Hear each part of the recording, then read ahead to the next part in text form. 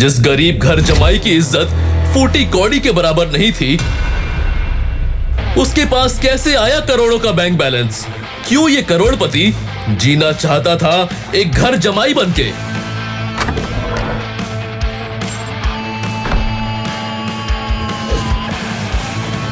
अब तुम नौकरों से ये काम कराओगे? वो नहीं करेंगे तो तुम करोगे।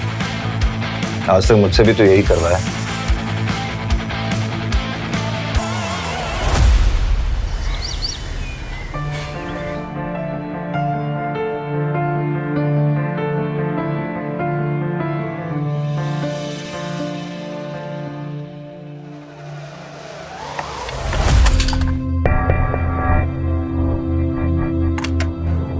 ड्राइवर, मेरा बैग जल्दी से गाड़ी में रखो और गाड़ी निकालो, मुझे ऑफिस के लिए देर हो रही है। ये ड्राइवर पता नहीं कहां मर गया और ये नक्श वो भी पता नहीं सुबह से कहां है। काम के टाइम ना सब पता नहीं कहां मर जाते हैं। बड़बड़ाते हुए अनिका ने आईने में देखकर जल्दी से अपने बालों को एक और बार संवारा और पीछे मुड़कर देखा तो वहां ड्राइवर की जगह नक्श खड़ा था। अनिका, मैं वो रमनीक भाई ज्वेलर्स के पास तो गया था। लगता है तुम्हारे ये जो ज्वेलरी सेट है उसको थोड़ा टाइम लग सकता है, शायद 1-2 दिन और। सॉरी मैम, थोड़ा लेट हो गया। थोड़ा लेट हो गया? पूरा दिन बैठ के टाइम पास करते रहते हो। मजाल है कि तुम लोग एक काम अच्छे से कर दो, कोई ना कोई बहाना बनाते रहते हो। तुम सब के सब ना एक जैसे हो, काम चोर। सॉरी मैम, आगे से ऐसे नहीं होगा। Sorry my foot. You better be on time tomorrow. ये कहने के बाद जैसे ही अनिका अपना बैग उठाने लगी तो नक्श अनिका की मदद करने के इरादे से बोला, अब मैं ले लेता हूं। नहीं। नक्श चुपचाप खड़ा उसे कमरे से जाते देखते रह गया था। कुछ देर शांत खड़े रहने के बाद जैसे ही नक्श पीछे मुड़ा, उसकी नजर टेबल पर रखी एक फाइल पर पड़ी। अनिका वो फाइल अपने बैग में रखना भूल गई थी। जब हड़बड़ाते हुए नक्श तेजी से अनिका की तरफ बढ़ा तो वहीं पास में सोफे पर बैठी अनिका की कजन भाग्या की नजर उस पर पड़ी। उसने नक्श के रास्ते में अचानक से अपनी टांग अड़ा दी। ओह माय गॉड, ये तुमने क्या किया?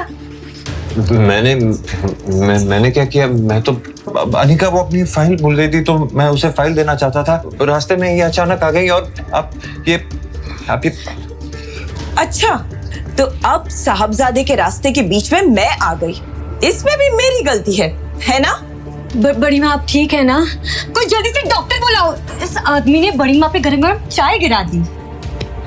बच्ची, मुझे पता है तुझे मेरी बहुत फिक्र है, पर मैं ठीक हूँ, मुझे डॉक्टर की कोई जरूरत नहीं है। बस इस निठल्ले आदमी ने मेरी साड़ी खराब कर दी। जो शिट, बड़ी माँ की इतनी महंगी साड़ी खराब कर दी। ये आपकी एक्सक्लूसिव कलेक्शन की है ना बड़ी माँ? एक तरफ भाग्या बात का बतंगड़ बना रही थी तो दूसरी तरफ नक्श ने देखा कि अनिका वापस अंदर आ रही है। अनिका नक्श को देखे बिना ही घर से बाहर निकल गई। बस अनिका की एक प्यार भरी झलक के लिए तरस गया था नक्श। ब्रेकिंग न्यूज, गुजरात की सबसे बड़ी कंस्ट्रक्शन फर्म का भविष्य है खतरे में। क्या भानुशाली ग्रुप ऑफ इंडस्ट्रीज उभर पाएगा इतने बड़े नुकसान से? अब कौन संभालेगा भानुशाली ग्रुप ऑफ इंडस्ट्रीज की बागडोर? जानने के लिए बने रहे हमारे साथ only on tech one news पर।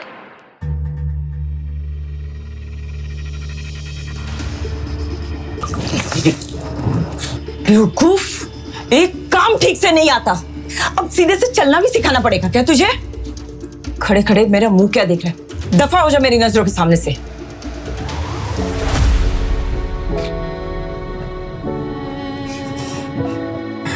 पता नहीं क्या सोचकर तेरे काका ने अनिका का हाथ इस आदमी के हाथ में दिया। हमारे तो भाग ही फूट गए। घर दामाद बनकर बस हमारी छाती पर मूंग डल रहा है वो। ये है जावेरी परिवार का घर। जावेरी परिवार सूरत की बड़ी बिजनेस फैमिलीज में से एक है। इस बड़े से शानदार घर में जावेरी खानदान का बड़ा परिवार रहता है और कई जॉइंट फैमिली की तरह इनके बीच में भी प्यार बस दिखावे का ही है। अक्सर यहां पर सुबह की शुरुआत ऐसे ही शोर शराबे से होती है और गलती चाहे हो या ना हो, इल्जाम हमेशा इस परिवार के दामाद यानी नक्श के सर पर ही आता है। पर नक्श ने कभी भी इस बात को दिल पर नहीं लिया। हर सुबह किसी और की गलती को अपने सर लेकर मुस्कुराते हुए वो अपने काम में लग जाता है। उसने चित्रा की तरफ देखा तो उसकी नजर वहीं पास में खड़े नौकर पर पड़ी, जो नक्श को दया की नजर से देख रहा था, लेकिन नक्श के चेहरे पर एक शिकन भी नहीं थी। ब्रेकिंग न्यूज, गुजरात की सबसे बड़ी कंस्ट्रक्शन फर्म का भविष्य है खतरे में। क्या भानुशाली ग्रुप ऑफ इंडस्ट्रीज उभर पाएगा इतने बड़े नुकसान से? अब कौन संभालेगा भानुशाली ग्रुप ऑफ इंडस्ट्रीज की बागडोर? भानुशाली ग्रुप? अरे भानुशाली ग्रुप तो सूरत का ही नहीं बल्कि पूरे गुजरात का सबसे बड़ा बिजनेस एम्पायर है। इनके साथ ऐसा कैसे हो सकता है? इनके साथ तो हम एक नया प्रोजेक्ट शुरू करने का सोच रहे थे। बड़ी माँ परेशान क्यों हो रहे हो? क्या पता हमारे लिए एक अच्छा साइन हो। मुझे तो लगता है हमें इनके नए सीईओ के साथ डील क्रैक करने की कोशिश करनी चाहिए।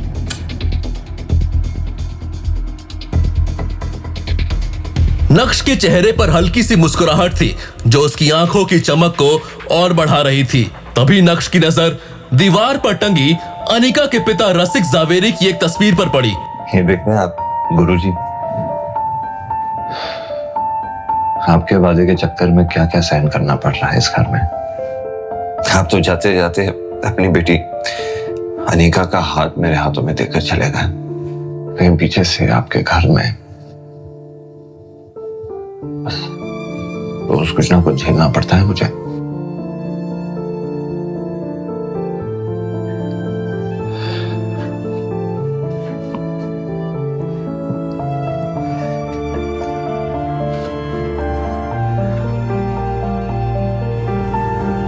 लेकिन मैं भी ढीठ हूं गुरुजी। आपकी पत्नी चित्रा, उन्हें तो जैसे तैसे मैं झेल लूंगा,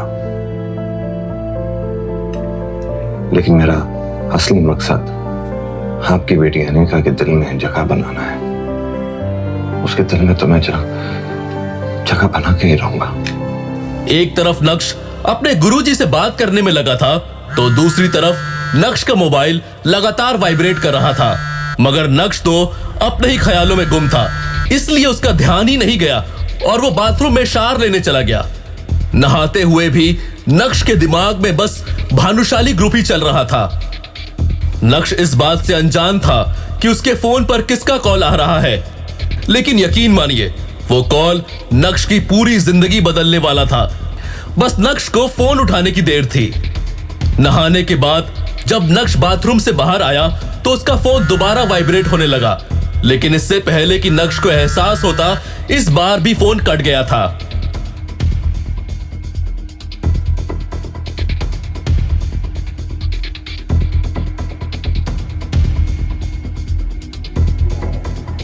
नक्श, प्लीज मेरा फोन उठा लो। मैं जानता हूं कि तुम अब भी मुझसे नाराज हो, लेकिन कुछ अर्जेंट बात करनी है।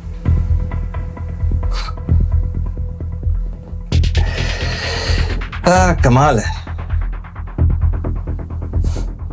2.5 साल लगे इन्हें अपनी गलती का एहसास होते हुए। ऐसे कई सारे मैसेजेस थे और उन सभी को पढ़ने के बाद नक्श ने अपना फोन बेड पर फेंका। अभी नक्श उन मैसेजेस के बारे में सोच ही रहा था कि इतने में उसी नंबर से एक बार और कॉल आया।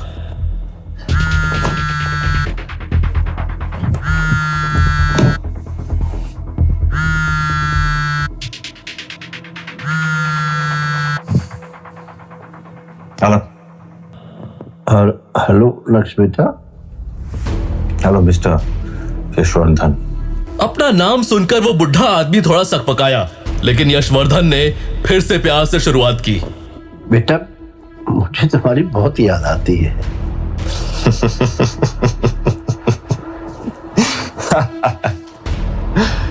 वो क्या है ना मिस्टर यशवर्धन, आपकी बात की दाद देनी पड़ेगी, क्योंकि आपको 2.5 साल लग गए मेरा हालचाल पूछने के लिए। अब ख्याल है आपको मेरा? बेटा, इन 2.5 सालों में एक एक दिन एक एक रात मैंने कैसे गुजारी ये मैं ही जानता हूँ। मैंने कैसे अपने आप को संभाला है मैं बता नहीं सकता हूँ बेटा। शायद मैं यही डिजर्व करता था। जो कुछ भी मैंने किया या मैंने अपनी आंखों के सामने होने दिया,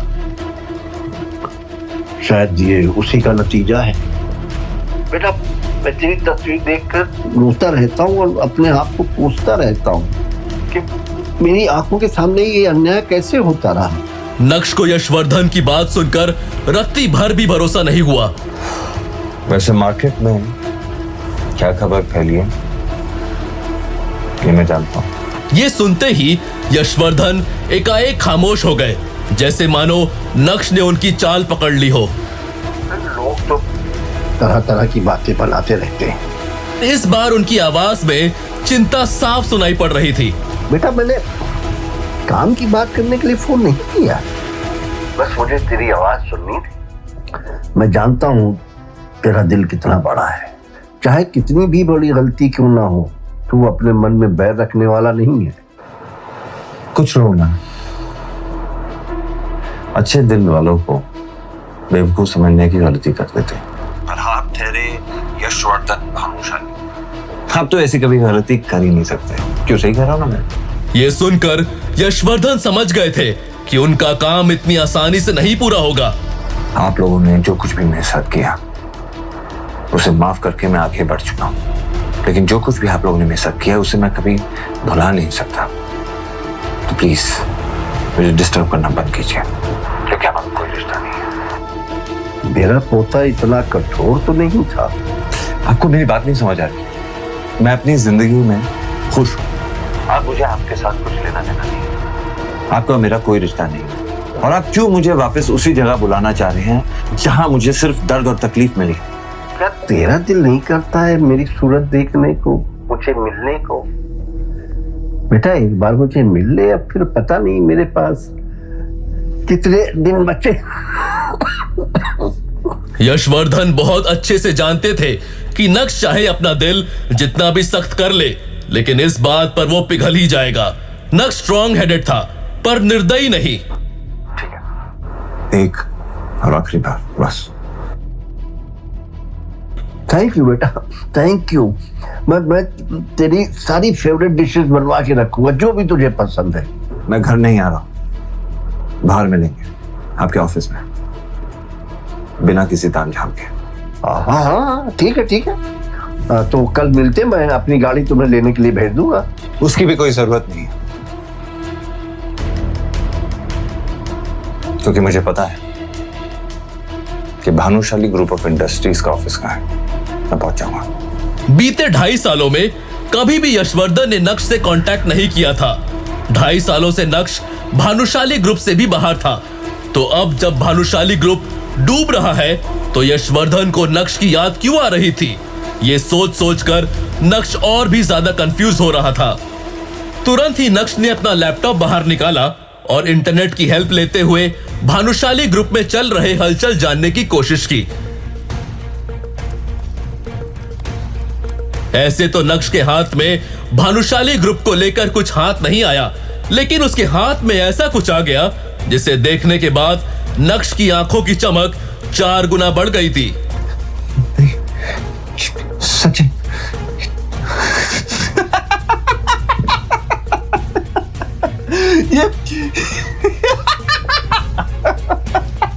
जोर जोर से हंसते हुए बिस्तर से उठकर नक्श पागलों की तरह नाचने लगा था।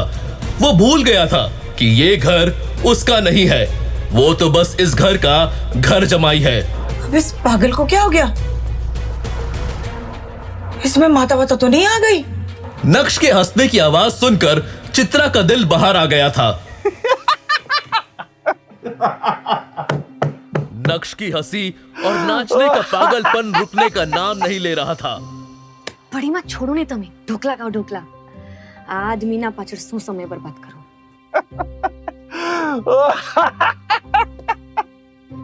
सुबह से शाम हो गई, लेकिन रह रहकर नक्श का पागलपन अभी भी जावेरी खानदान के घर में सुनाई दे रहा था। वो अलग बात है कि अब उस पागलपन को सुनने वाला कोई नहीं था। अचानक नक्श को ऑफिस में देखकर भानुशाली ग्रुप के एम्प्लॉयज शॉक्ड हो गए। अरे देखो देखो, ये तो नक्श है ना, लेकिन ये यहाँ क्या कर रहे हैं? मैंने तो सुना है कि आजकल ये गरीबों से भी बदतर जिंदगी जी रहा है। अभी लोगों के बीच में कानाफूसी चल ही रही थी कि तभी एक आदमी ने कहा, मुझे लगता है कि ये बड़े साहब से नौकरी मांगने आया होगा। एक तरफ भानुशाली ग्रुप के कुछ लोग नक्श का मजाक बना रहे थे, तो दूसरी तरफ कुछ ऐसे भी लोग थे जिन्हें नक्श के डैड पर बहुत भरोसा था और वो सभी नक्श को देखकर बहुत खुश थे। अब आए ऊट पहाड़ के नीचे, यही सही समय है और इन्हें मेरी जरूरत भी है। मजा आना चाहिए। कैबिन में बैठे यशवर्धन को भी नक्श का बड़ी बेसब्री से इंतजार था। अब यशवर्धन, भानुशाली और नक्श एक दूसरे के आमने सामने खड़े थे, लेकिन दोनों में से किसी के भी मुंह से एक शब्द भी बाहर नहीं निकल रहा था। यशवर्धन और नक्श की इस मीटिंग को देखकर ऑफिस के बाकी एम्प्लॉयज भी हैरान हो गए कि अब आगे क्या होगा। चलो आओ अंदर, आराम से बैठ के बात करते। नक्श बेवकूफ नहीं था। यशवर्धन के इस इशारे को वो अच्छे से समझ पा रहा था। नक्श जो कल तक चित्रा और अनीका के ताने सुन रहा था, वो आज भानुशाली ग्रुप के चेयरमैन के आलीशान कैबिन में बैठा हुआ था। नक्श बेटा कैसे हो? तुम्हें हमारी याद नहीं आई? नक्श को यशवर्धन, भानुशाली की भावुक बातों से कोई फर्क नहीं पड़ रहा था, क्योंकि उसे पता था ये सब एक दिखावा है। जिस काम के लिए आपने मुझे यहाँ बुलाया है, जो बात करने के लिए आपने मुझे यहाँ पे बुलाया है, उसकी बात करें। ये सब बातें तो आप कल भी फोन पे कर चुके हैं, है ना मिस्टर भानुशाली? नक्श बेटा, तुम मेरे पोते हो और मैं समझ सकता हूँ कि तुम ऐसा क्यों करो। गलती मेरी है और उसकी सजा भी मुझे मिलनी चाहिए। और मैं तुम्हें बता दूं कि कई सालों से मैं हर रोज उस गलती की सजा भुगत रहा हूँ। मिस्टर भानुशाली, ये बात हम दोनों अच्छी तरह जानते हैं कि ये सब बातें करने के लिए तो आपने मुझे यहाँ पे बुलाया नहीं। तो प्लीज ना आप अपना वक्त जाया कीजिए, ना ही मेरा। जो बात करनी है कीजिए, वरना मैं निकल। नक्श प्लीज मत जाओ। इस भानुशाली ग्रुप को तुम्हारी जरूरत है, मुझे तुम्हारी जरूरत है। मैं चाहता हूँ अपने पापा की तरह तुम इस कंपनी को संभाल लो। सर, तुम अपने दादा को माफ नहीं करोगे? वैसे तो नक्श को बहुत गुस्सा आ रहा था, लेकिन उसके पास भी यही एक मौका था जहां वो खुद की जिल्लत भरी जिंदगी को बदल सकता था। यही सोचकर उसने अपने कदम पीछे ले लिए। मैं जानता हूँ बेटा कि कुछ सालों पहले मैं तुम्हारे पापा के साथ बहुत सख्ती किया। अब मैं उस गलती को सुधारना चाहता हूँ। तुम्हारे पापा ने जिस कंपनी को जिस ऊंचाई तक पहुंचाया है अपना खून पसीना एक करके, अब वो डूबने के कगार पे। मीडिया वालों ने भी बात का बटंगर बना दिया, जिस वजह से हमारे क्लाइंट भी जाने लगे। नक्श ने अपने दादाजी को इतना लाचार और असहाय आज से पहले कभी नहीं देखा था। मगर नक्श भानुशाली ग्रुप के सीईओ दर्पण भानुशाली यानी अपने चाचा को बिल्कुल भी पसंद नहीं करता था। अपने दादाजी की बात सुनकर नक्श को उन पर दया आने लगी। ठीक है, बताइए मैं आपकी मदद कैसे कर सकता हूँ? मैं चाहता हूँ कि कंपनी तुम संभाल लो और अपने पापा की तरह इस कंपनी को चलाओ। तो आप चाहते हैं कि मैं ये कंपनी ज्वाइन कर लूं, मतलब अपने चाचा के अंडर काम करूंगा, है ना? लेकिन नक्श के यहाँ आने का मकसद कुछ और भी था। वो अपने दादाजी की बात में आकर किसी भी बात पर हाँ करने के लिए तैयार नहीं था। दरअसल दादाजी, बात आपकी कंपनी और आपके फायदे की है। तो ये रिश्ते नाते पछतावे जैसे शब्दों का इस्तेमाल नहीं करते हैं, इसे पीछे छोड़ देते हैं। आपकी मदद करने के लिए मैं तैयार हूं, लेकिन बदले में आपको भी कुछ ऐसा करना होगा जिससे मैं खुश हो सकूं, जिससे मेरे और मेरे पिताजी का खोया हुआ सम्मान लौट सके। ज्यादा कुछ नहीं करना है आपको, बस मैं कुछ शर्तें आपके सामने रखूंगा, आपको उसे स्वीकार करना है, कबूल करना है, और उसके बदले में मैं आपकी मदद करने के लिए तैयार हूं। सिंपल। शर्तें। अब तुम अपनों के आगे शर्तें रखोगा। इस दुनिया में रहना है तो दुनिया के तौर तरीके से ही बात करनी पड़ेगी, और शायद इसी में मेरा फायदा। वो क्या ना कि आपको मेरी जरूरत है, मुझे आपकी नहीं।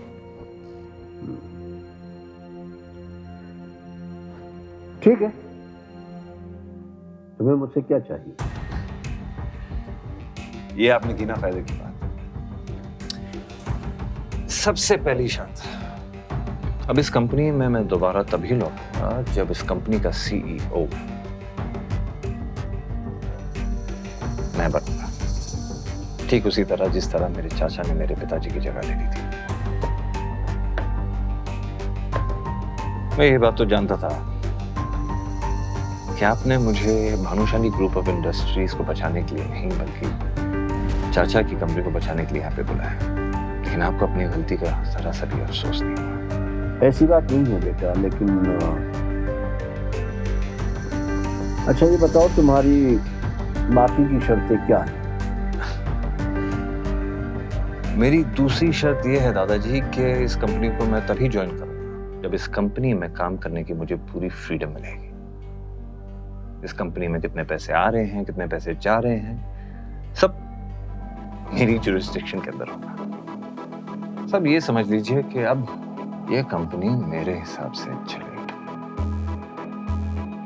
तुम्हारी शर्तें सुनकर लग रहा है कि जैसे कि तुम मुझसे कोई बदला ले रहे हो। मौके के दस्तूर को नक्श अपने हाथों से नहीं जाने दे सकता था, इसलिए आज कठोर होकर उसने दिल की सारी भड़ास अपने दादाजी के सामने बाहर निकाल दी थी।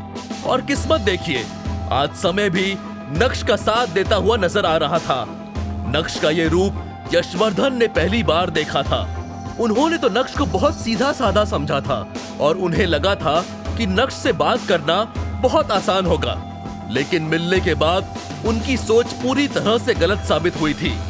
शायद उन्हें भी समझ आ गया था कि नक्श को सब पता चल गया है। वैसे क्या पता चल गया है, उसके लिए आपको थोड़ा और इंतजार करना होगा। मैं नहीं जानता कि तुम्हारी इन शर्तों से तुम्हारे चाचा पर क्या गुजरेगी, लेकिन मुझे तुम्हारी शर्तें मंजूर हैं। अगले हफ्ते से तुम भानुशाली ग्रुप के सीईओ की पोस्ट पर ज्वाइन कर सकते हो।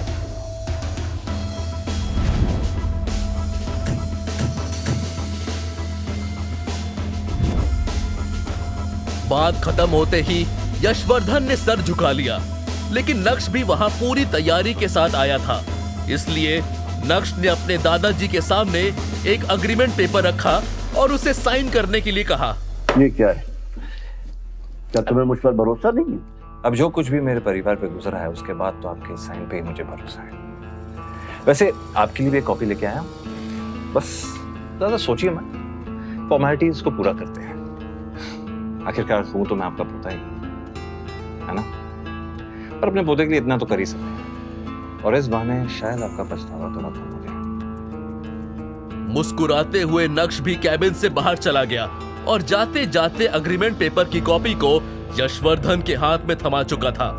4 साल पहले कॉलेज पास आउट होने के बाद जब नक्श ने अनिका के पापा के साथ काम करना शुरू किया था, तब सिर्फ अनिका के पापा ही थे जो ये जानते थे कि नक्श का पूरा नाम नक्श भानुशाली है। इतना ही नहीं, कॉलेज की पढ़ाई के दौरान उसके दोस्तों को भी उसके बारे में कोई जानकारी नहीं थी। अनिका के पापा के साथ काम करते वक्त नक्श की मुलाकात अनिका से हुई और पहली नजर में ही वो अपना दिल खो बैठा। लेकिन उसे क्या पता था कि इतना प्यार होने के बाद भी जब वो अनिका से शादी करेगा, तब उसे उस शादी में एक जिल्लत की जिंदगी के अलावा और कुछ नहीं मिलेगा। भले ही मैं अनिका को अपना सच इतनी जल्दी नहीं बताऊंगा, लेकिन आज मुझे महसूस हो रहा है कि मेरे अंदर कुछ बदल गया है। जैसे मेरे हाथों में कोई पावर आ गई है और अब मैं उन लोगों को जवाब दे सकता हूं जो मुझ पर हंसते थे।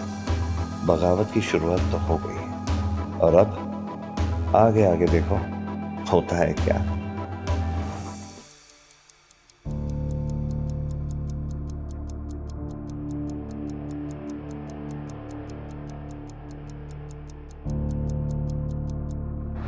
मॉम, मैं सोच रही थी आज ये महाशय को ऑफिस लेकर जाऊं, पर ये घर पे ही नहीं है।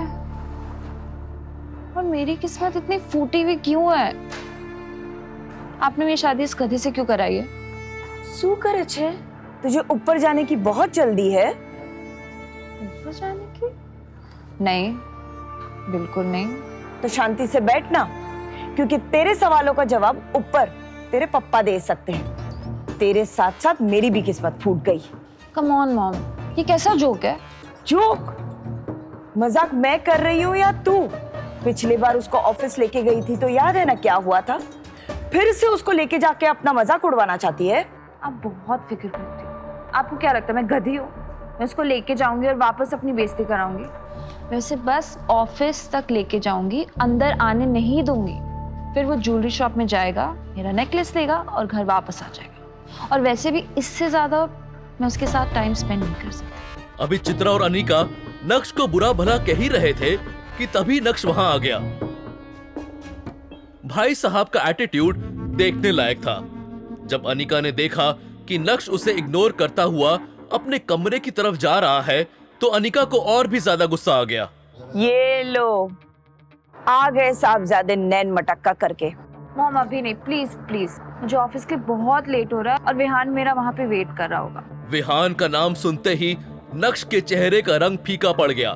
देखो, आज तुम्हारी काम चोरी की बात हो रही है और तुम आ गए। मैं तुम्हें आखिरी मौका दे रही हूँ, तुम मेरे साथ ऑफिस चलो, उसके बाद ज्वेलर शॉप से मेरा सेट उठाना और फिर घर वापस आ जाओ। देख क्या रहे हो? चलो अब, तुम्हारे वजह से ऑलरेडी मुझे बहुत लेट हो गया। नक्श चित्रा से तो कभी कभार बहस कर लिया करता था, लेकिन वो अपनी वाइफ अनिका से कभी भी जुबान नहीं लड़ाता था। चलो। अनिका और नक्श कुछ ही देर में अनिका के ऑफिस पहुंच गए।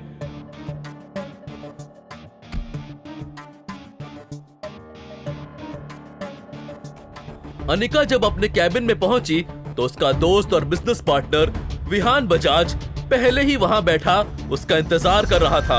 यार अनिका, मैं पिछले 1 घंटे से बैठा तुम्हारा इंतजार कर रहा हूं। ये आदमी इतना खाली है कि 1 घंटे से यहाँ बैठ के मेरी बीवी का इंतजार कर रहा है। I am so sorry Vihaan, क्या है ना, कुछ लोगों के कारण देर हो जाती है। अनिका की बात सुनकर विहान के 1 घंटे इंतजार करने की शिकायत एक पल में ही गायब हो गई और वो बस मुस्कुराते हुए अनिका को ही देखे जा रहा था। वो आज बहुत ज्यादा खुश नजर आ रहा था। विहान, आज तुम बहुत ज्यादा खुश लग रहे हो। कोई लॉटरी तो नहीं लगी तुम्हारी? भाई साहब, अब तुम्हारा आना किसी लॉटरी से कम है क्या? भाई साहब, ये मत भूलिए कि आप एक ऑफिस में हैं और ये भी मत भूलिए कि आपको दोस्ती की सीमा नहीं लांघनी है। तुम चुप रहो। विहान, मैं समझी नहीं, तुम क्या बोलने की कोशिश कर रहे थे? विहान समझ गया था कि अनिका उसकी बात से थोड़ी अनकंफर्टेबल हो गई है, इसलिए उसने झट से बात बदल दी और बोला, इम्पोर्टेंट ये नहीं है कि आज मैं इतना खुश क्यों। इम्पोर्टेंट ये है कि मैं आज तुम्हारे लिए एक गिफ्ट लेके आया हूँ। मेरे लिए? जी हाँ, ये देखो अनिका, तुम्हारे लिए रेयर डायमंड का नेकलेस। जी हाँ। वाह, कैसा लगा? अच्छा लग रहा है ना? अनिका, ये असली डायमंड का नेकलेस नहीं है, बल्कि ये तो कॉपी है। यकीन मानो मेरा, ये फेक है अनिका। अनिका नहीं जानती थी कि नक्श भानुशाली खानदान से ताल्लुक रखता है। भानुशाली ग्रुप रेयर डायमंड के बिजनेस में भी है और क्योंकि नक्श भानुशाली ग्रुप का हिस्सा रह चुका था, इसलिए उसे डायमंड की अच्छी खासी परख थी। नक्श ने तो सही इरादे से अपना काम कर दिया था, लेकिन अनिका को नक्श की बात कुछ रास नहीं आई। तुम्हें बोला है ना, बीच में मत बोला करो, चुप रहो। नक्श की बात सुनकर विहान को भी ये समझ आ गया था कि अब वो उस फर्स्ट कॉपी नेकलेस को ओरिजिनल बताकर अनिका को बेवकूफ नहीं बना सकता है। हाँ, ये मतलब असली रेयर डायमंड नेकलेस नहीं है, पर इसका एक एक हीरा असली है। बस इसकी क्वालिटी रेयर डायमंड नेकलेस से थोड़ी सी कम है। पर अनिका, मुझे जब भी रेयर डायमंड नेकलेस मिलेगा ना, मैं डेफिनेटली तुम्हारे लिए लेके आऊंगा, मैं प्रॉमिस। वाह, बहुत अच्छी बात है। मतलब रेयर डायमंड नेकलेस इस दुनिया में सिर्फ 10 बने हुए हैं और ये भाई साहब लेके आएंगे। ऐसे इंसान का तुम भरोसा नहीं कर सकती हो। अरे झूठ बोल रहा है तुमसे, आगे भी झूठ बोलेगा, कोई काम का नहीं है ये। और तुम्हें रेयर डायमंड नेकलेस की क्या जरूरत है अनिका, जब तुम्हारे पास असली डायमंड है। आज अनिका को विहान की हरकत से ज्यादा इस बात पर हैरानी हो रही थी कि अचानक नक्श के अंदर हर बात का जवाब देने की हिम्मत कहां से आ रही है। तुम चुप रहोगे?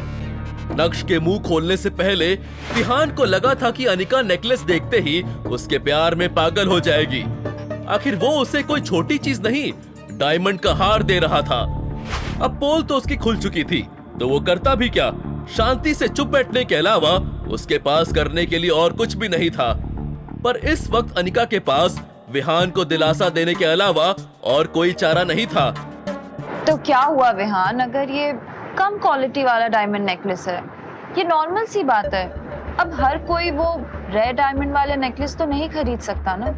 और वैसे भी हमारे देश में ऐसे बस 10 ही हार हैं। और जहाँ तक मुझे याद है उसमें से एक हीरे की नेकलेस की नीलामी हुई थी और वो डायमंड नेकलेस कहीं 1.5 से 2 के बीच में, 2 करोड़ के बीच में बिका था।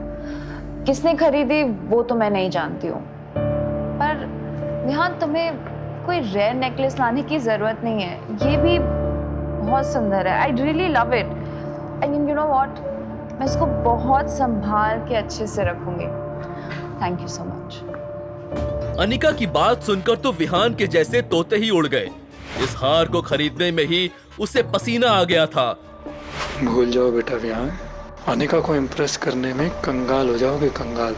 वहीं नक्श अनिका को परेशान देखकर अपने किए पर पछताने लगा और सोचने लगा कि इतनी बड़ी बात हो जाने के बाद भी अनिका विहान का साथ दे रही है। लेकिन वो अपनी बदली हुई जिंदगी को इतनी आसानी से अपनी बीवी के सामने नहीं रखना चाहता था। वो अनिका को पाना चाहता था, उसका दिल जीतना चाहता था। अनिका, मैंने आज तक तुम्हें कुछ नहीं कहा, लेकिन आज मैं चुप नहीं बैठूंगा। मैं तुम्हारे लिए रेयर डायमंड नेकलेस लेकर आऊंगा, ये मेरा तुमसे वादा है। मैं दुगनी मेहनत करूंगा, मैं वो सब हासिल करने की कोशिश करूंगा जो तुम्हारे अरमान है। I promise. अपने दिल की बात अनिका के सामने रखने के बाद नक्श ने अनिका के जवाब का इंतजार भी नहीं किया और उसके कैबिन से बाहर निकल गया।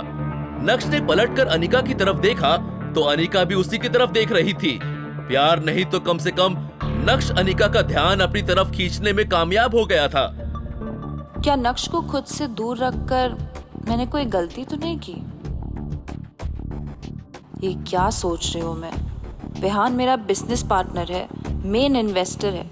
नक्श की इस हरकत की वजह से अगर विहान कंपनी से बैकआउट कर गया तो क्या होगा? नहीं नहीं, नक्श की वजह से मैं मेरी इतने साल की मेहनत को जायज नहीं जाने दूंगी। मुझे नक्श की नहीं, विहान की जरूरत है। सुबह का समय था और सारे एम्प्लॉयज अपने अपने काम में बिजी थे। लेकिन जब उन्होंने नक्श को कॉन्फिडेंस के साथ बाहर जाते देखा तो सब उसे घूरने लगे थे। कुछ लोगों ने तो अपना काम छोड़कर फुसफुसाना भी शुरू कर दिया था। दूसरी तरफ वही अनिका का गुस्सा इस वक्त चरम पर था। आज पहली बार नक्श ने उसके साथ बदतमीजी की थी, इसलिए वो भी नक्श के पीछे पीछे कैबिन से बाहर आ गई। नक्श, ये क्या पागलपन है? तुम्हें किसने हक दिया कि तुम मुझे ये बेफालतू की सलाह दो? जब भी तुम्हें ऑफिस लाई हूं ना, तुम हमेशा कुछ ना कुछ उल्टा ही करते हो। गलती हो गई मुझसे। गेट लॉस्ट नाउ, जल्दी जा। नक्श ने अनिका की इस बात का भी कोई जवाब नहीं दिया। वो जानता था कि वो जितना बोलेगा उतना ही अनिका का गुस्सा बढ़ता जाएगा। उसे अनिका से जो कहना था वो उसे कह चुका था। जैसे तैसे अनिका ने अपने गुस्से को दबाते हुए मामले को खत्म करने की कोशिश की, लेकिन उसे क्या पता था कि अभी तो मामले की बस शुरुआत हुई थी। अबे ओ, रुक, जाता कहाँ है?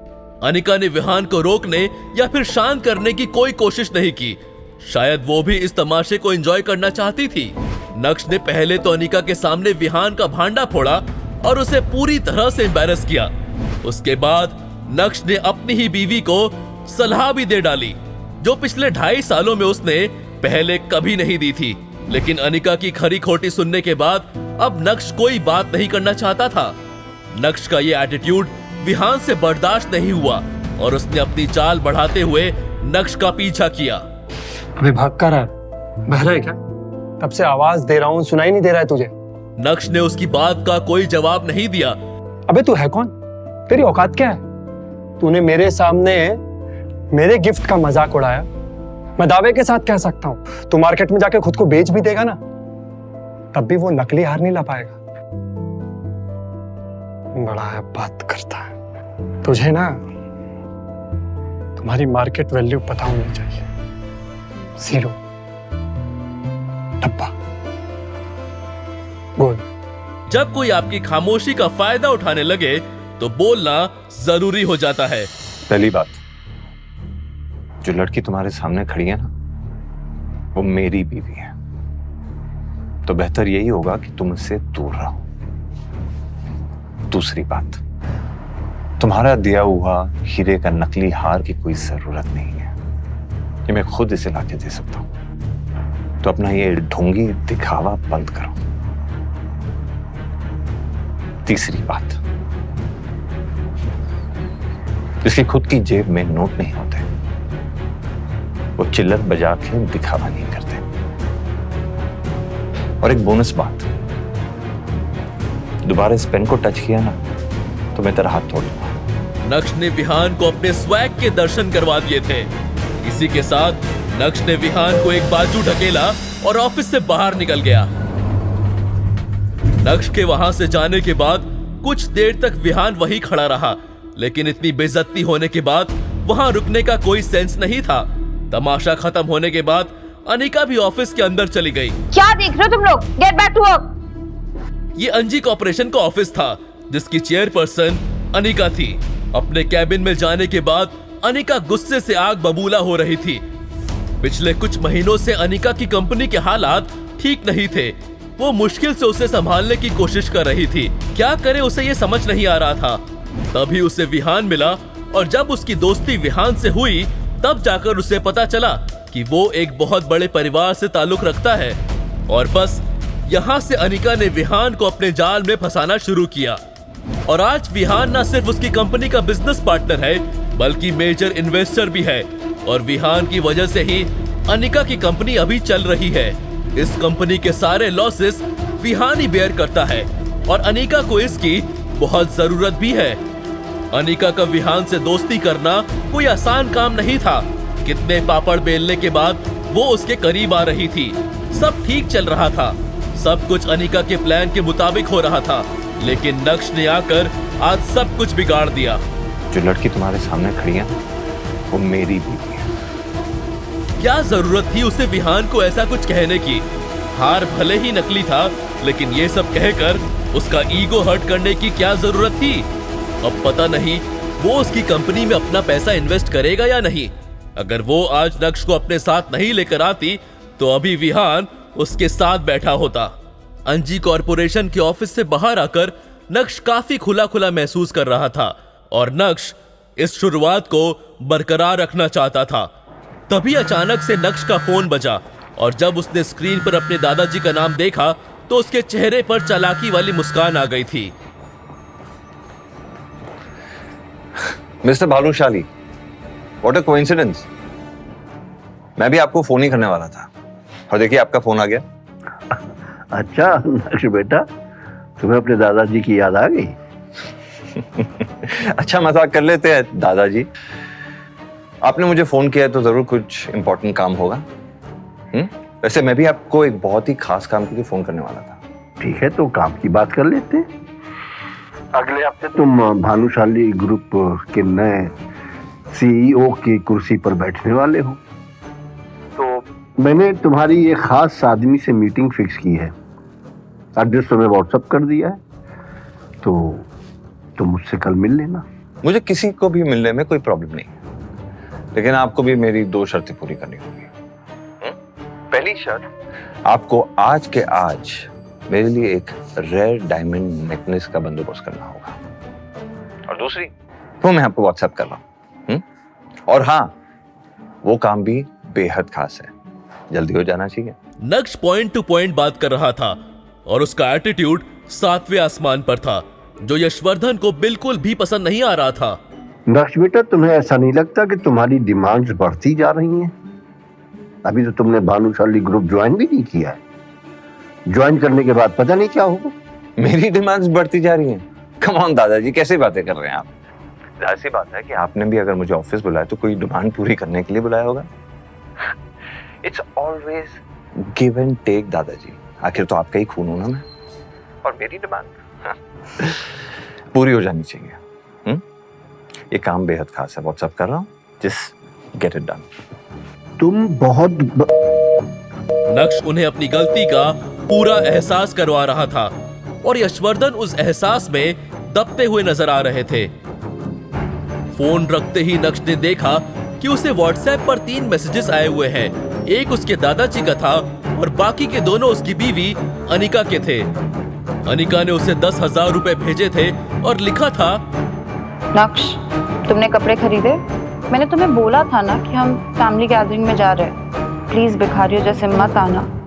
दरअसल अनिका के घर में आज फैमिली डिनर पार्टी थी और पिछली बार नक्श की वजह से उसे काफी कुछ झेलना पड़ा था, इसलिए उसने नक्श को इस बार पहले ही पैसे भेज दिए, जिससे जावेरी खानदान और बाकी के गेस्ट के बीच नक्श को लेकर कोई बात ना हो, वरना चित्रा और अनिका को अपना मुंह बंद करना पड़ जाता है। अनिका बेबी, अब तुम्हारे 10,000 रुपए की मुझे कोई जरूरत नहीं। मन ही मन सोचते हुए नक्श ने अपनी दूसरी शर्त को यशवर्धन तक पहुंचा दिया था।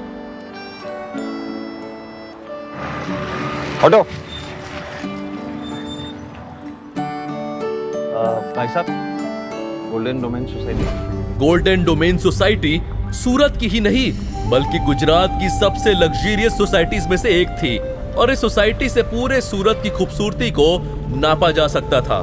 दरअसल यही वो जगह थी जहां नक्श के दादाजी ने आज उसकी एक सीक्रेट मीटिंग फिक्स की थी।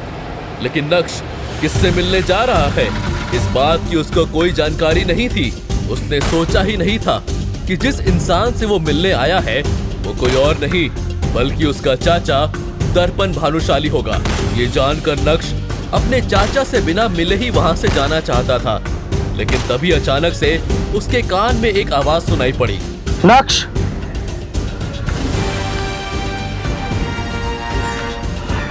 पिछली बार 2.5 साल पहले लगभग मिला था तुमसे, एंड आई मस्ट से पहले से काफी अच्छे और कॉन्फिडेंट लग रहे हो।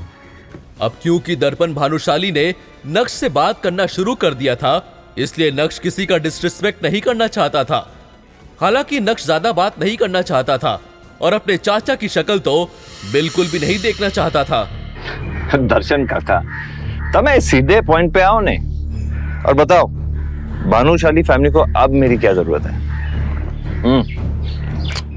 हाँ, अगर आपको लग रहा है कि आपकी बातों में आकर मैं भानुशाली ग्रुप ऑफ इंडस्ट्रीज के बारे में भूल जाऊंगा या उसका नया सीईओ बनने से मना कर दूंगा, ये आपकी सबसे बड़ी गलतफहमी होगी।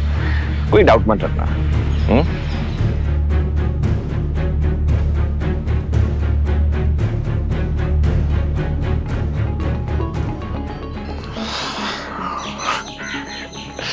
શું થયું દર્શન કાકા?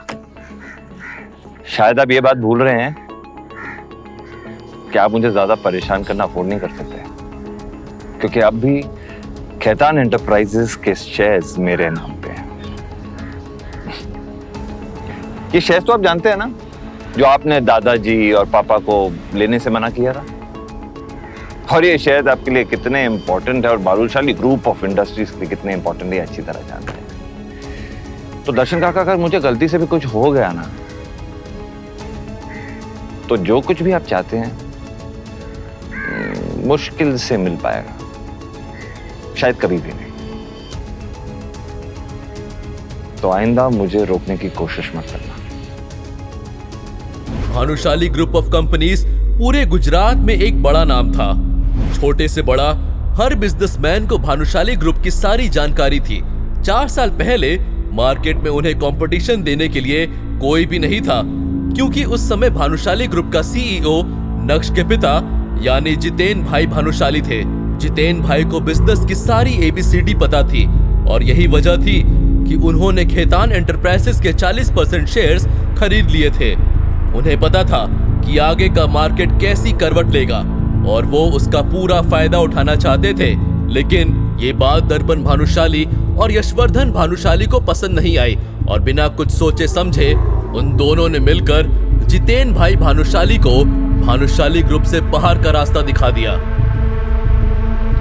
जितेन भाई के जाने के बाद नक्श के चाचा दर्पण भानुशाली ने भानुशाली ग्रुप के सीईओ की कुर्सी संभाल ली।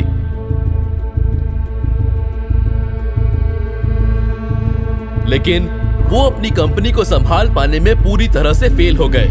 अब उन्हें डूबते हुए तिनके का सहारा चाहिए था। और जब उन्हें पता चला कि जितेन भाई के खरीदे हुए शेयर्स आज मार्केट में तहलका मचा चुके हैं, तब भानुशाली खानदान को नक्श की याद आई। अब आप लोगों को पता चल ही गया होगा कि नक्श के अंदर ये पावरफुल चेंजेस क्यों और कैसे आ रहे हैं। जी हाँ, नक्श के दोनों हाथ घी में जो हैं और अब नक्श से कोई मुकाबला भी नहीं कर सकता है। नक्श की बात सुनकर उसके चाचा दर्पण एकदम शॉक्ड रह गए थे। उन्होंने सोचा नहीं था कि नक्श को खेतान एंटरप्राइजेस के बारे में सब कुछ पता होगा। वो नक्श को कच्चा नींबू समझ रहे थे और नक्श निकला पका हुआ बादाम। अब उनके पास नक्श से उलझने के लिए कोई वजह नहीं थी। गोल्डन डोमेन सोसाइटी से बाहर आने के बाद जब नक्श ने अपना फोन चेक किया तो उसके व्हाट्सएप पर उसके एक दोस्त का मैसेज था। अबे तू कहाँ रह गया? आ रहा है ना, लेट मत कर। आखिर नक्श कहाँ जाने वाला था? नक्श के किस दोस्त की एंट्री होने वाली है? दरअसल आज अनिका की फैमिली गैदरिंग अटेंड करने से पहले नक्श को अपनी हाई स्कूल रीयूनियन में जाना था। दादा, एक चाय देना। ग्रेजुएशन के बाद इतने सालों में नक्श पहली बार अपने किसी कॉलेज या स्कूल रियूनियन में जा रहा था। इतने सालों में नक्श अपने किसी भी दोस्त से भी नहीं मिला था। उस रीयूनियन पार्टी के बारे में सोचते हुए नक्श को अपने सारे पुराने क्लासमेट्स याद आने लगे, जिनके साथ वो कभी स्कूल में मस्ती किया करता था। आज नक्श उन सबसे फिर से मिलने वाला था और ये सोच सोचकर ही नक्श एक्साइटेड हो रहा था। नक्श सोचने लगा कि स्कूल के दिनों में वो कितना खुश रहा करता था। उसकी आंखों के सामने बचपन के वो सभी पल नाचने लगे थे। क्लास बंक करने पर सर से डांट खाना और डांट खाने के बाद भी दोस्तों के साथ खिलखिलाना। यस! यस! दोस्तों से लड़ाई करके उन्हें रुला देना। छोड़, जान दे, पापा से बचा दे मेरी प्रिंसिपल की। और फिर उसके बाद जब दोस्त गुस्सा होकर बात करना बंद कर दे तो उसे जाकर सॉरी बोलना। बचपन भी कितना मासूम था। इन बच्चों को देख के अपनी पुरानी दिन याद आ रही है। वो बचपन की दिनें जब हम स्कूल जाया करते थे। आज तो वो दिन भी खत्म हो गई। ठीक है सर, चलते हैं। नक्श को इस समय स्कूल में की हुई सारी मस्ती याद आ रही थी। उसे ये भी एहसास हो रहा था कि वो इस दुनिया से कितनी अलग थी। सच में यार, वो भी क्या दिन थे। किताबों का बोझ कंधों पर होने के बावजूद भी वो जिंदगी कितनी खुशनुमा थी। ये सोच सोचकर नक्श के चेहरे की मुस्कान और भी ज्यादा निखर गई थी। नक्श को यकीन नहीं हो रहा था कि वो इतना जल्दी बड़ा हो गया है। ऐसा लग रहा था जैसे ये सब तो जैसे अभी कल की ही बात है। इतना ही नहीं, स्कूल के दिनों में पनिशमेंट के चलते बेंच पर खड़े होकर खिलखिलाना, क्लास की हर लड़की को दोस्त की भाभी बताना, इस सब में कितना मजा आता था। दोस्तों के साथ कैंटीन की पेटीज और समोसे खाने जाना और फिर इस बात पर लड़ाई करना कि आज पार्टी कौन देगा। स्पोर्ट्स खेलना, दोस्तों से पढ़ाई में कंपटीशन करना। स्कूल भी जैसे अपने आप में ही एक पूरा संसार था। ना दुनिया का डर था और ना ही दुनिया से लड़ने की ख्वाहिश थी। स्कूल के दिनों में नक्श जितना खुलकर जी रहा था, शायद ही उसके बाद उसे जिंदगी को कभी इतना खुलकर जीने का मौका मिला। नक्श इन ख्यालों के साथ अभी आगे बढ़ ही रहा था कि तभी उसे अचानक कुछ याद आया। यूनियन में तो शिवानी भी मिल सकती है। दरअसल शिवानी वो लड़की थी जिसे नक्श स्कूल के दिनों में पसंद करता था। हटो। और उसके करीब जाने के लिए उसने काफी पापड़ भी बेले थे। हाय, मैं नक्श हूं। लेकिन जब शिवानी को इस बारे में पता चला तो उसने नक्श को खूब भला बुरा कहा। शिवानी केमिस्ट्री टीचर की बेटी थी और स्कूल में तब आई थी जब नक्श 7th क्लास में पढ़ता था। नक्श को आज भी याद है कि कैसे उसके सारे क्लासमेट्स शिवानी को देखकर बोलते थे। सभी शिवानी से बात करने की चाह रखते थे, और रखते भी क्यों ना, शिवानी थी ही इतनी सुंदर। तो फिर क्या था, नक्श को भी उससे पहली नजर में पहला प्यार हो गया था।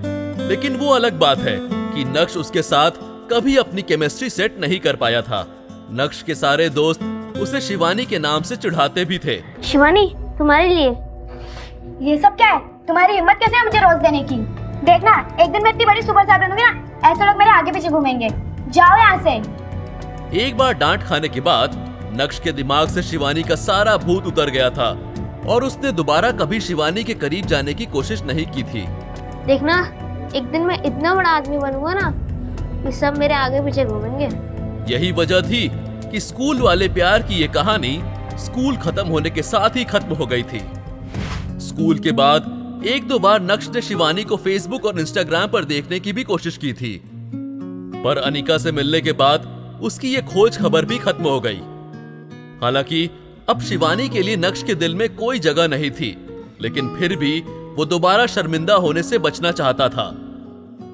नक्श को शिवानी से मिलने का डर तो था ही, पर वो रीयूनियन पार्टी के लिए लेट नहीं होना चाहता था। उसे जल्दी से जल्दी तैयार होकर पार्टी के लिए निकलना था। अब नक्श पहले वाला नक्श नहीं रहा था। भले ही वो अभी टैक्सी से ट्रैवल कर रहा था, लेकिन उसके अंदर एक गजब का कॉन्फिडेंस आ गया था। दूसरी तरफ अंजी कॉर्पोरेशन में अनिका मीटिंग रूम से बाहर आ रही थी।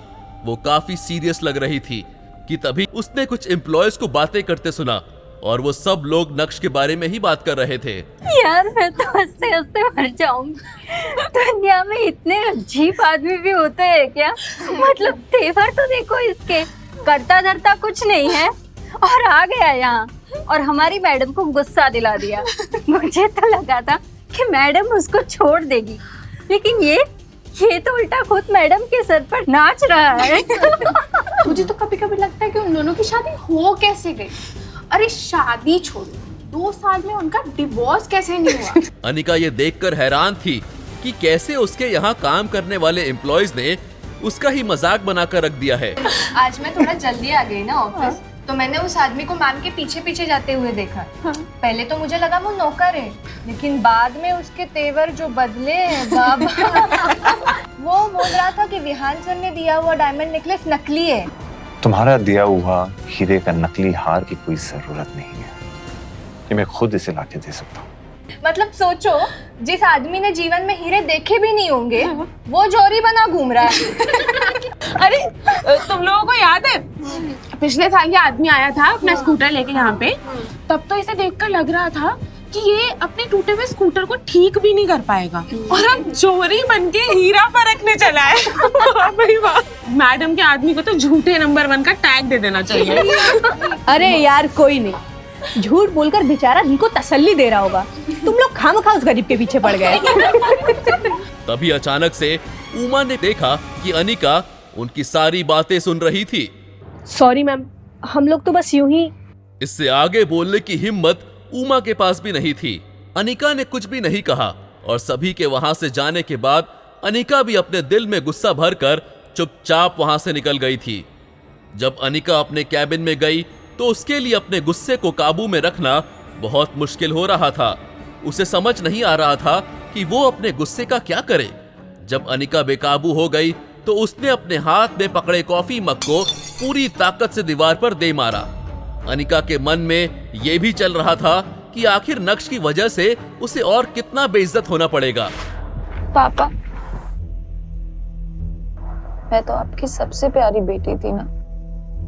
मैंने तो सोचा था कि आप मेरे लिए जो भी सोचोगे, जो भी चुनोगे, अच्छा ही चुनोगे। इसीलिए मैंने कभी किसी को डेट नहीं किया, किसी के साथ रिलेशनशिप में नहीं आई, ना शादी की शर्त रखी। फिर भी आपने मुझे गधे के साथ बांध दिया। अपने दिल की बात अपने पापा के सामने रखने के बाद अनिका फूट फूट कर रोने लगी थी। जब भी अनिका नक्श की हरकतों से परेशान होती थी, तब तब वो अपने पापा के डिसीजन पर सवाल उठाती। मैंने सुना है कि माँ बाप जो भी अपने बच्चों के लिए करते हैं ना, उनकी भलाई के लिए करते हैं, पर मुझे ऐसा बिल्कुल नहीं लगता है। बल्कि मुझे ऐसा लगता है कि बस आपको अपना आखिरी काम करना था और आप वो करके चले गए। लेकिन आज पहली बार अनिका ने अपने पापा को एक केयरलेस पिता घोषित कर दिया था। कभी कभी अनिका अपनी माँ चित्रा से भी ये सवाल पूछ लेती थी कि उसने अनिका की शादी उस बेकार आदमी से कैसे होने दी, उस शादी को रोका क्यों नहीं गया। लेकिन चित्रा चाहे दुनिया के सामने कितनी ही तेज तर्रार क्यों ना हो, लेकिन उसने कभी भी अपने पति के डिसीजन पर सवाल नहीं उठाया था। जो कुछ भी किया अनिका के पापा ने ही किया था, लेकिन अब अनिका और चित्रा दोनों ही उनके डिसीजन से खुश नहीं है। अनिका का दिमाग इतना ज्यादा खराब हो गया था कि वो दिन भर केबिन से बाहर ही नहीं निकली थी। पूरे समय उसके दिमाग में बस अपनी बाकी की जिंदगी की कहानी चल रही थी। दूसरी तरफ चित्रा सोफे पर आराम से बैठकर टीवी देख रही है। जैसे ही चित्रा ने नक्श को अंदर आते हुए देखा, वैसे ही चित्रा ने कहा, नक्श इधर आओ, मुझे तुमसे कुछ बात करना है। चित्रा नक्श से कौन सी जरूरी बात करने वाली थी? क्या अनिका को इस बात के बारे में पता होगा? क्या चित्रा नक्श और अनिका का डिवोर्स करवाने वाली है? क्या बदले हुए नक्श की सच्चाई जानकर अनिका को उसमें अपना प्यार दिखने लगेगा? क्या अनिका नक्श को अपना हमसफर कह पाएगी, या फिर आज के रीयूनियन पार्टी में नक्श को उसकी शिवानी मिल जाएगी? क्या नक्श और शिवानी के बीच में प्यार का सिलसिला फिर से उठेगा? क्या नक्श अनिका को छोड़कर शिवानी का दीवाना होगा? सुनिए नक्श और अनिका की एक Golmaal love story, insta empire, only on pocket FM।